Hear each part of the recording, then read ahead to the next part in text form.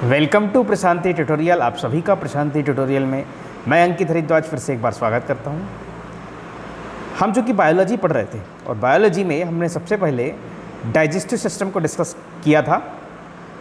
तो इसके फर्स्ट वाले जो पार्ट था डाइजेस्टिव सिस्टम का, उसमें हमने बकल कैविटी तक डिस्कस कर लिया था।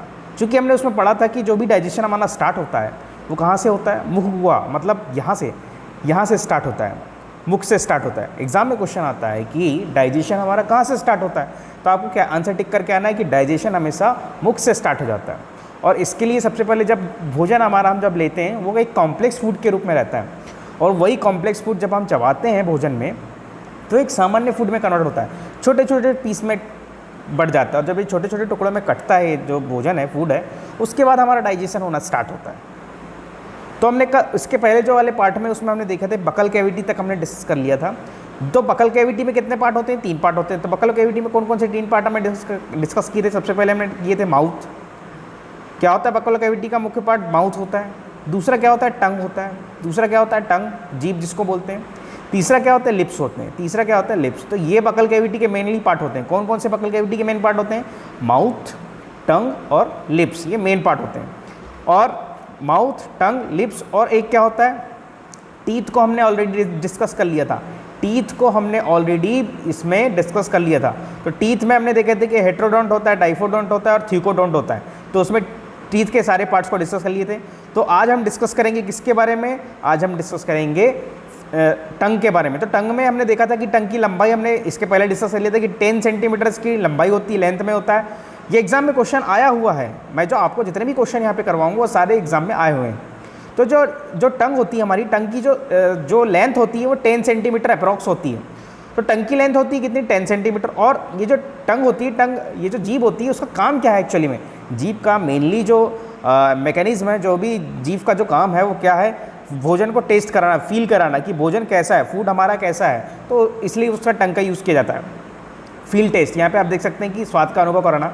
और 4 स्टेप में आप जीभ के सारे जो जितने भी पार्ट्स हैं उसको डिस्कस कर सकते हैं कि स्वीट कौन से वाले पार्ट में होता है, और सॉर कौन से वाले पार्ट में होता है, साल्ट कौन से पार्ट में होता है, बिटर कौन से, मतलब मीठा, खट्टा, नमकीन, कड़वा, जीभ के कौन कौन से पार्ट में लगता है। तो आइए डिस्कस करते हैं कि कहाँ कहाँ कौन कौन से पार्ट में जीभ में खट्टा, कड़वा और मीठा लगता है। तो आप यहाँ पे देख सकते हैं, यहाँ पे आप एक डायग्राम है जीभ का। यहाँ पे आप बेहतर तरीके से मैं इसको आप समझाने का प्रयास करता हूँ कि देख सकते हैं आप कि ये जो जीभ का जो फ्रंट वाला पोर्शन है, आप देख सकते हैं कि जीभ का जो फ्रंट वाला पोर्शन है, सबसे स्टार्टिंग वाला इनिशियल जो पोर्शन है, यहाँ पर जो ये वाला जो पोर्शन है, इसमें क्या रहता है? जीभ का जो स्वाद लेता है, जो फूड हम जो खाते हैं उसमें तो जो हमको टेस्ट फील होता है वो कैसा फील होता है? स्वीट, मीठा फील होता है। और इसके बाद आप यहाँ पर देख सकते हैं कि ये जो पार्शियल वाला ये पोर्शन है जीभ का, जो पार्शियली वाला हिस्सा है ये वाला, तो इसमें कैसा फील होता है? आप कोई भी फूड को खाएंगे तो हमको खट्टा यहाँ फील होता है। कहाँ पर? ये वाले जो पोर्शन है यहाँ पर खट्टा हमको फील होता है। और उसके बाद क्या होता है कि जीभ का जो ये सौर वाला जो पोर्शन है, उसके बीच वाले पार्ट में किसी भी प्रकार का टेस्ट का एक्सपीरियंस नहीं होता, मतलब यहाँ पर किसी भी प्रकार का टेस्ट फील नहीं होता। इसके बाद जो ये वाला पार्ट है, इसके बीच वाला, मतलब स्वीट और जहाँ पे किसी भी प्रकार का टेस्ट फील नहीं होता, उसके भी जो बीच वाला पार्ट देख रहे हैं, यहाँ पर जो टेस्ट फील होता है वो कैसा फील होता है? नमकीन, सॉल्टी सा फील होता है। मतलब अगर आप नमकीन खाएंगे तो नमकीन वाली अगर कोई भी चीज़ खाते हैं तो आपको नमकीन यहाँ नहीं लगेगा, क्योंकि यहाँ तो स्वीट लगता है। तो हमको नमकीन कहाँ फील होगा? याले वाले पार्ट में हमको क्या फील होगा? नमकीन फील होगा। और जब आप कभी भी गोली खाएंगे तो आपको कड़वी यहाँ नहीं लगेगी। गोली हमेशा कड़वी लगती ना, तो गोली आपको ना यहाँ कड़वी लगेगी, ना यहाँ कड़वी लगेगी, ना कड़वी। जब आप पानी पियोगे गोली के साथ तो आपको देखना यहाँ पे जो लास्ट वाला पोर्शन होता है गली का, जहाँ पर गोली लास्ट में जाके जब आप गिटकते हैं तो वहाँ पर क्या होता है? आपको कैसा फील होता है? बिटर, कड़वा फील होता है। तो गोली हमेशा ये लास्ट वाले पोर्शन में हमको क्या फील होती है? कड़वी फील होती है। तो ये था पूरा का पूरा जीभ का कॉन्सेप्ट। इसके बाद हम आगे बढ़ते हैं। यहाँ पे क्या लिखा है? यहाँ पे आप देख सकते हैं क्या? By taste buds. अब टेस्ट बड्स होती है हमारी, जो जीभ होती है उसमें क्या होती है? Taste buds. और टेस्ट बड्स के द्वारा ही क्या फील होता है? हमको टेस्ट फील होता है। हमारी जीभ में जो टेस्ट फील हमको हो रहा है वो किसके द्वारा हो रहा है? टेस्ट बड्स के द्वारा हो रहा है। किसके द्वारा होता है? टेस्ट बड्स के द्वारा होता है। और ये सारी जो टेस्ट बड्स होती हैं ये जो टेस्ट बड्स होती है किससे कनेक्टेड होती है, हमारी नर्वस सिस्टम से। ये जो जीभ वाला जो पार्ट है, जीभ में छोटे छोटे एक रोम छिद्र होते हैं, और ये जो रोम छिद्र वाला जो पार्ट है इसी को हम क्या बोलते हैं, टेस्ट बड्स, स्वाद कलिकाएं बोलते हैं। और ये जो स्वाद कलिकाएं होती है ना, ये स्वाद कलिकाएं कनेक्ट किससे होती है, हमारे नर्वस सिस्टम। और नर्वस सिस्टम मतलब तंत्रिका, तंत्र से जुड़ी होती है। और जो तंत्रिका तंत्र है वो किससे जुड़ा होता है, वो हमारे ब्रेन से जुड़ा होता है। मतलब जो भी आप टेस्ट बड्स में जो भी आपने टेस्ट फील किया, वो डायरेक्ट मैसेज कहाँ जाता है, ब्रेन को। भाई हम फील किससे कर रहे हैं, भाई ब्रेन के माध्यम से ही तो हम अंदाजा लगा रहे हैं कि हाँ ये स्वीट है, ये सॉर है, ये बिटर है, और ये क्या है, सॉल्टी है। तो ये सब फील कहाँ से हो रहा है, हमारे जो नर्वस सिस्टम है, जो हमारा ब्रेन वाला पार्ट है, क्योंकि किससे कनेक्टेड है, जो टंग में पाई जाने वाली जितनी भी टेस्ट बड्स हैं। तो भोजन जैसे हम जीभ में डालते हैं, यहाँ पर जब भी हम जैसे ही रखते हैं तो वो कहाँ जाता है, टेस्ट बड्स, छोटे छोटे रोम छिद्र होते हैं, देखना आप अपनी जीभ में। तो ये यहाँ से टेस्ट बड्स के माध्यम से फूड कहाँ सप्लाई होता है, फूड का जो टेस्ट है वो कहाँ जाता है, टेस्ट बड्स के माध्यम से। और टेस्ट बड किससे कनेक्ट रहती है, नर्वस सिस्टम से। और नर्वस सिस्टम किससे कनेक्ट रहता है, ब्रेन से। तो इस प्रकार से हमको मैसेज पहुँचता है, फिर हम टेस्ट का एक्सपीरियंस करते हैं कि हाँ एक्चुअली में टेस्ट फील कैसा हो रहा है, हमको स्वीट हो रहा है, सॉल्ट हो रहा है, सॉल्टी हो रहा है, नमकीन हो रहा है, और एट ऑल जो भी टेस्ट यहाँ पे हमको फील होता है फूड के माध्यम से। तो इस प्रकार से हम इसको देख सकते हैं। तो आप यहाँ देख सकते हैं डायग्राम में, ये क्या है, एक प्रकार की ये एक प्रकार की टंग है, और इसमें टंग में आप देख सकते हैं यहाँ पर वाला जो ये नुकीला पोर्शन पाया जाता है लास्ट में जो जीभ के, उसको हम बोलते हैं क्या, माइक्रोविलाई। क्या बोलते हैं हम उसको, माइक्रोविलाई। माइक्रोविलाई मतलब कि कांटेदार जीभ के लास्ट में पोर्शन होता है, और इसी माइक्रोविलाई के अंदर टेस्ट बड्स पाई जाती है। और यही टेस्ट बड्स किसके कनेक्ट होती है, नर्वस सिस्टम। ये क्या है, नर्वस सिस्टम। और ये किससे कनेक्टेड डायरेक्ट है, ब्रेन से कनेक्टेड है। किससे कनेक्टेड है, ब्रेन से कनेक्टेड है। तो ये होता है हमारा पूरा का पूरा क्या, टंग का पोर्शन। और मैं आपको एक चीज़ और बता दूं कि जो भी हम आइसक्रीम हम खाते हैं, तो वो माइक्रोविलाई जो होता है, माइक्रोविलाई से डायरेक्ट जाता है, माइक्रोविलाई से फिर कहाँ जाता है, टेस्ट बड्स। और टेस्ट बड्स कनेक्ट किससे रहती है, नर्वस सिस्टम से कनेक्ट रहती है। और ये नर्वस सिस्टम से कहाँ कनेक्ट रहता है, ब्रेन से कनेक्ट रहता है। ठीक है, तो इस प्रकार से ये चीज़ें होती हैं। तो सबसे ज़्यादा अगर मैं देखूँ, सबसे ज़्यादा टेस्ट बड्स की संख्या किस में होती है, तो महिलाओं में, फीमेल में सबसे ज़्यादा टेस्ट बड्स की संख्या होती है। किस में होती है, फीमेल में, एज़ कम्पेयर टू मेल। महिला में सबसे ज़्यादा क्या होती है, टेस्ट बड्स होती है, जिसमें ज़्यादा टेस्ट बड्स, जिनकी टंग में ज़्यादा टेस्ट बड्स होंगी, उनको टेस्ट कैसा फील होगा, बहुत ज़्यादा चीज़ों का उनको नॉलेज होता है। कभी भी आप लेडीज़ों को देखना, वो कोई भी टेस्ट को बहुत जल्दी अनुभव कर लेती है कि हाँ, फील कर लेती है कि एक्चुअली में इसका टेस्ट कैसा है, और ये कैसा है, लगता है कि ये सॉल्टी है, नमकीन है, स्वीट है, एट ऑल जो भी होगा। ठीक है, इसके बाद हम देखते हैं क्या, जो भी हम सूप पीते हैं, आइसक्रीम खाते हैं, तो इसका फील सबसे पहले किसको होता है। अगर आप मेल जेंडर और फीमेल जेंडर अगर वही चीज़ों, सेम थिंग्स को अगर वो इंटेक कर रहे हैं, तो सबसे पहले जो फील होगा, टेस्ट फील हो, किसको होगा, फीमेल को होगा। वो क्यों होगा, उसका एक रीज़न है, क्योंकि जो फीमेल है उसमें क्या पाई जाती है, सबसे ज़्यादा क्या पाई जाती है, टेस्ट बड्स पाई जाती है। और आपकी जानकारी के लिए मैं और एक जो थोड़ी सी चीज़ें बता दूँ कि जो माइक्रोविलाई रहती, माइक्रोविलाई के अंदर क्या पाया जाता है, टेस्ट बड्स। तो माइक्रोविलाई जो होता है, तो माइक्रोविलाई में क्या होती है, बहुत ज़्यादा एक्टिव होती है। जिसकी माइक्रोविलाई ज़्यादा होती है उसको टेस्ट उतनी जल्दी फील होगा। मैं आपको एक जानकारी के लिए बता दूं कि जो लॉयन होता है, लॉयन में सबसे ज़्यादा माइक्रोविलाई एक्टिवेट होती है। अगर वो आपका ये जो हैंड है ना, हैंड को अगर आप वो थोड़ा सा चाट भी ले, कौन, लॉयन अगर आपके हैंड को थोड़ा सा चाट भी लेगा ना, तो 5-10 मिनट में आपका ये जो हाथ है ना, वो हैंड पूरा गायब हो जाएगा, क्योंकि उसकी जो माइक्रोविलाई है सबसे ज़्यादा क्या होती है, एक्टिवेट रहती है। तो कभी भी आप लॉयन के चक्कर में ना आए, नहीं तो आपका पूरा का पूरा हाथ आपको गंवाना पड़ेगा। लॉयन देख के जो डर लगता है वैसे भी। उसके बाद हम पढ़ते हैं लिप्स के बारे में। देखो बकल कैविटी में हमने सबसे पहले किसको डिस्कस किया था, हमने टीथ को डिस्कस किया था। टीथ के बाद हमने किसको डिस्कस किया था, ये टंग को डिस्कस किया था। अब हम डिस्कस किसको कर रहे हैं, लिप्स को। ये वाला जो पोर्शन है, जो माउथ में क्या क्या होते हैं हमारे मुंह में, लिप्स होती है, टीथ होती है और टंग होती है। टीथ को हम ऑलरेडी पहले डिस्कस कर चुके हैं, अभी हमने टंग को डिस्कस किया, जिसकी लंबाई कितनी होती है, बताइए लेंथ इसकी कितनी होती है, 10 सेंटीमीटर होती है। इसमें क्या पाई जाती है, टेस्ट बड्स। और टेस्ट बड्स सबसे ज़्यादा किसमें पाई जाती है, महिलाओं में टेस्ट बड्स सबसे ज़्यादा पाई जाती है। Very good. अब इसके बाद जो बकल कैविटी वाला पार्ट है, जिसमें हम डिस्कस करेंगे किसको, लिप्स को। तो यहाँ पे आप देख सकते हैं ये क्या है, लिप्स। अब ये लिप्स का जो काम है, ये जो वाला लिप्स वाला पोर्शन क्या करता है कि हमारे अंदर जो भी लिक्विड भरा होता है, चाहे वो हमारी क्या हो, सलाइवा क्यों ना हो, लार क्यों ना हो, तो ये हमारी जो सलाइवा है वो क्यों कंट्रोल रहती है, बाहर क्यों नहीं आती, भाई बहुत सारी सलाइवा होती है। तो ये जो लिप्स वाला पोर्शन है, इसको क्या करता है, इसको कंट्रोल करके रखता है, इसको बाहर नहीं आने देता, चाहे वो कोई भी चीज़ हो। अगर आप पानी भी लेते हैं, तो ये जो लिप्स वाला पोर्शन है, ये हमारे पानी को अंदर डालता है, ये क्या हमारे बाहर नहीं आने देता। और ये वाला जो पोर्शन हमारे शरीर का एकमात्र लिप्स एक ऐसा अंग है जो कभी भी क्या नहीं होता, लिक्विड फॉर्म में नहीं होता, वो हमेशा कैसा होता है, ड्राई होता है। इसलिए आप देखना ठंडी के समय जब भी जब भी विंटर सीजन आता है तो आप जो मोस्टली जो लोगों के जो ये टीथ, ये जो लिप्स होते हैं वो क्या होते हैं, फट जाते हैं। वो उसका मेन रीज़न क्या है, क्योंकि ये क्या होता है, ड्राई होता है। ठीक है, इसके बाद हम डिस्कस करेंगे टीथ को, हमने डिस्कस कर लिया था।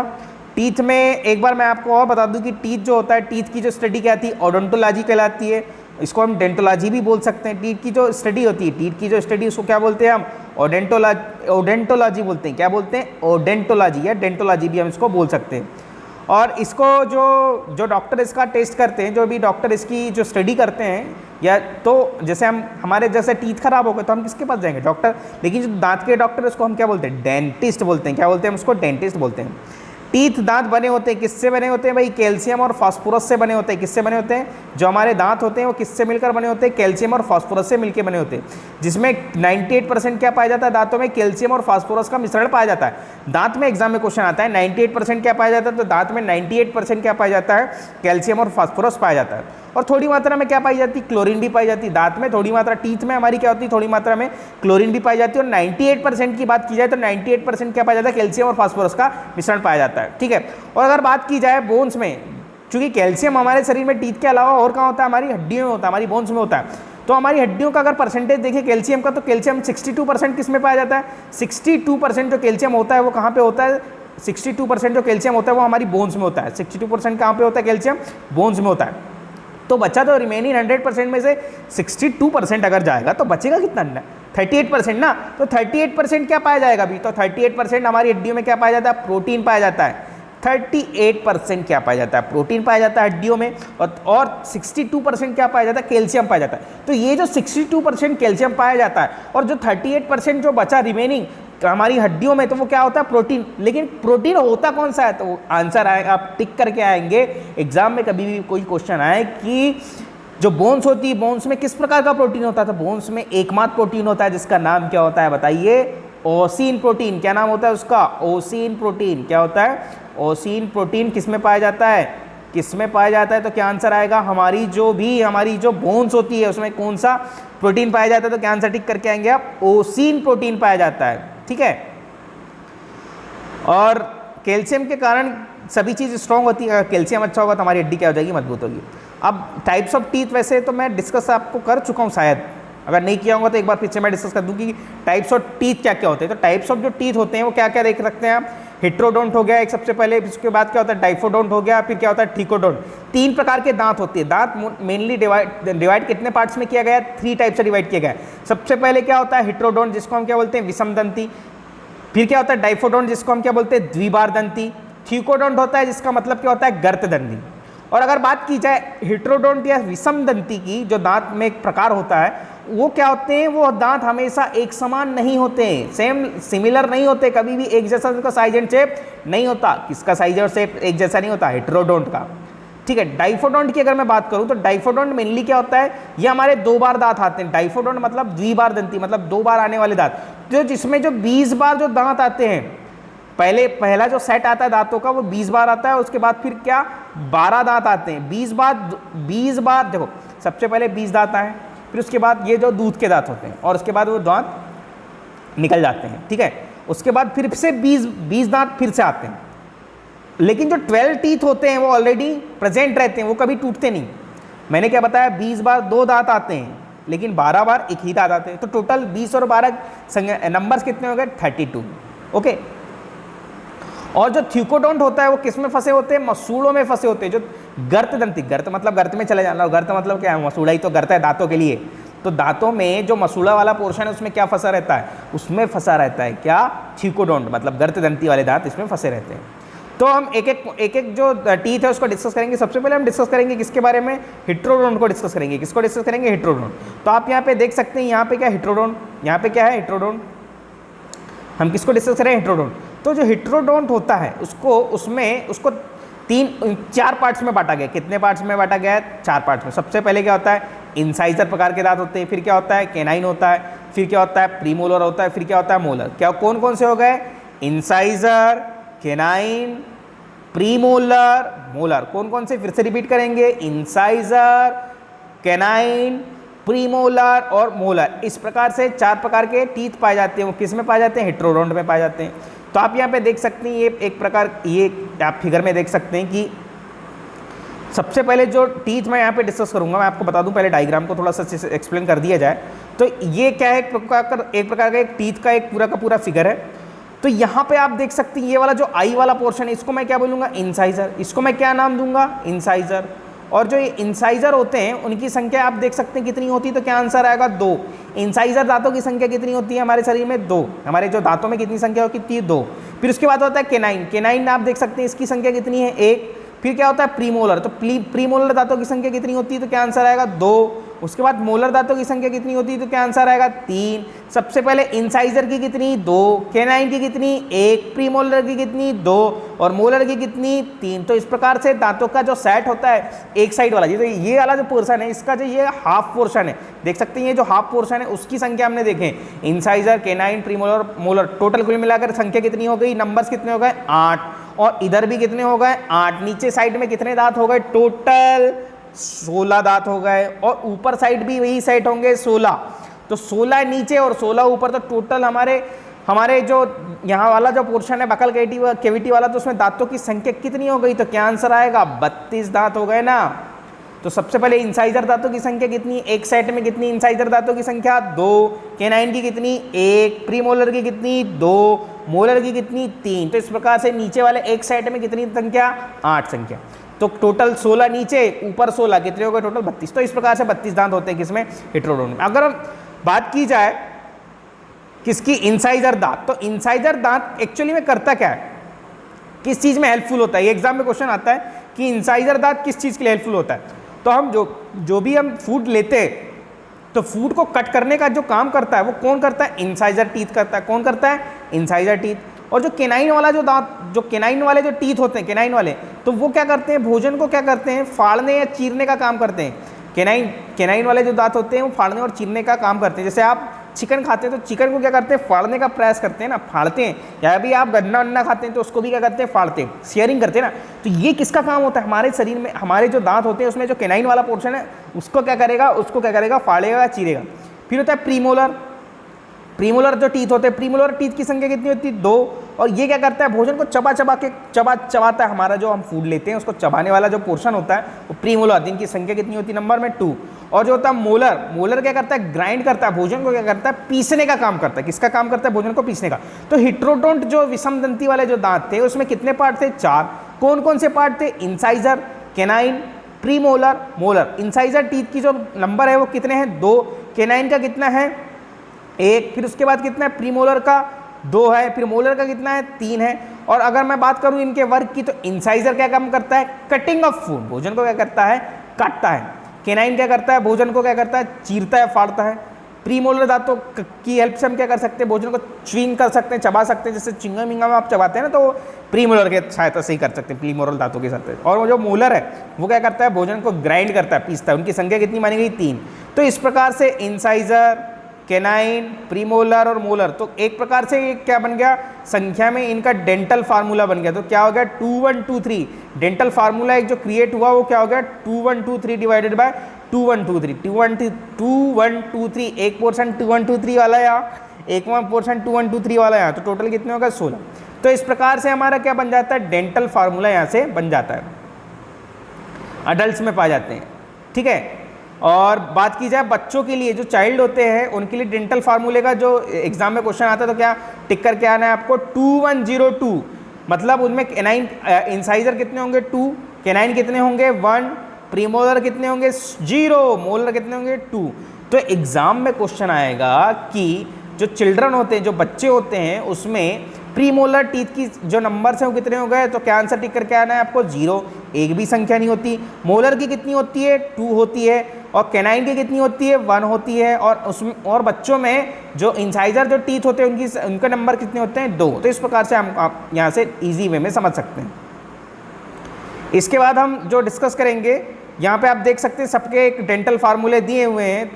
चूँकि ये उतने एग्जामिनेशन पॉइंट ऑफ व्यू से इंपॉर्टेंट नहीं है, फिर भी आप देख सकते हैं कि अगर पूछ लिया आपको एलिफेंट का डेंटल फार्मूला अगर कहीं भी पूछता तो क्या आंसर आपको टिक करके आना है, 1033। क्या आपको टिक करके आना है, 1033। 1 क्या हो जाएगा, इंसाइजर, फिर 0 केनाइन, फिर प्रीमोलर और फिर मोलर 3 में है ना। एलिफेंट डेंटल फार्मूला क्या हो गया, 1033। Very good. अब यहाँ पे अब बात आती है किसकी, हाथी के जो बाहर निकले हुए दांत रहते हैं वो क्या होते हैं, बड़े दांत होते हैं, उसको क्या बोलते हैं, इंसाइजर। जो हाथी का जो बाहर वाला जो पोर्शन है उसको हम क्या बोल सकते हैं, इंसाइजर, ठीक है। उसके बाद देख सकते हैं जो रेबिट का जो डेंटल फार्मूला होता है, जो अपर वाला जो पोर्शन होता है उसमें संख्या कितनी होती है, 2033, कितनी होती है, 2033 किसकी, रैबिट में। और जो नीचे वाला जो पोर्शन होता है रैबिट का ये वाला, उसमें कितनी संख्या होती है, 1023, कितनी होती है, 1023। रेबिट का जो डेंटल फार्मूला होता है वो कितना होता है, 20333 क्या होता है अपर वाला, और फिर जो नीचे वाला जो पोर्शन होता है 1023 क्या होता है, 1023 किसका, रेबिट का, नीचे वाला, और अपर वाला 2033 किसका, रेबिट का। Very good. Dog dental formula 3142 divided by 3143, ठीक है। काऊ का डेंटल फार्मूला 0033 या 3133। तो इसको अगर आपको नोट डाउन करना है तो आप इसको नोट डाउन भी कर सकते हैं वीडियो को पॉज करके। इसके बाद हम जो डिस्कस करेंगे उसका जो ये वाला जो टॉपिक होगा, अभी हमने क्या डिस्कस किया, आज के टॉपिक में हमने डिस्कस किया कि क्या टंग, पकल कैविटी के पार्ट में हमने टंग को डिस्कस किया, टंग का पूरा पोर्शन देख लिया हमने, टेस्ट फील कहाँ से होता है, टेस्ट बड्स क्या होती है, माइक्रोविलाई क्या होती है। उसके बाद हमने टीथ के सारे पार्ट्स को डिस्कस किया, ओके। इसके बाद हम नेक्स्ट पार्ट को डिस्कस करेंगे, बकल कैविटी तो हमारा आज कंप्लीट हो गया। इसके बाद हम जो यहाँ से हमने फूड को अगर ले लिया है, और इसके बाद जो फूड हमारा क्या होगा, डाइजेशन के लिए कहाँ जाएगा, यहाँ पे क्या पाई जाती है, ओसोफेगस बोलते हैं, इसको क्या बोलते हैं, ओसोफेगस, जिसको हम क्या बोलते हैं, ग्रासनरी। तो यहाँ से हम फिर स्टार्ट करेंगे नेक्स्ट क्लास से। तो ये था हमारा आज का पूरा वीडियो जिसमें हमने बायोलॉजी के डाइजेस्टिव सिस्टम को डिस्कस किया, जिसमें हमने बकल कैविटी के पूरे पोर्शन को कंप्लीट कर लिया। तो ये वाली क्लास आपको डाइजेस्टिव सिस्टम की ज़रूर पसंद आई होगी। अगर आपको मेरी क्लास बायोलॉजी से संबंधित अगर आपको पसंद आ रही है तो निश्चित रूप से मान के चलिए कि आपका एक सिंगल क्वेश्चन भी आपके एग्जाम में कभी नहीं छूटेगा अगर बायोलॉजी से कोई क्वेश्चन आता है। और निश्चित रूप से आप मान के चलिए कि आपका कोई भी क्वेश्चन नहीं छूटने वाला, ये मेरी गारंटी। जब आप कोई भी बुक उठा लें, घटना चक्र हो गया यार, कोई भी बुक आप उसको लें और उसके बाद क्वेश्चन को सॉल्व करने का प्रयास करेंगे जो कि डाइजेस्टिव सिस्टम से होगा, तो आपके एक सिंगल क्वेश्चन भी नहीं छूटेगा। आप में कॉन्फिडेंस डेवलप होगा। अगर आप क्वेश्चन करते हैं, ऑब्जेक्टिव क्वेश्चन करते हैं ये थ्योरी पढ़ने के बाद, तो आप मान के चलिए कि आप पूरे ऑब्जेक्टिव क्वेश्चन को सॉल्व कर लेंगे और आपका यहाँ परफेक्ट हो जाएगा, क्योंकि प्रैक्टिस मेक्स मैन परफेक्ट।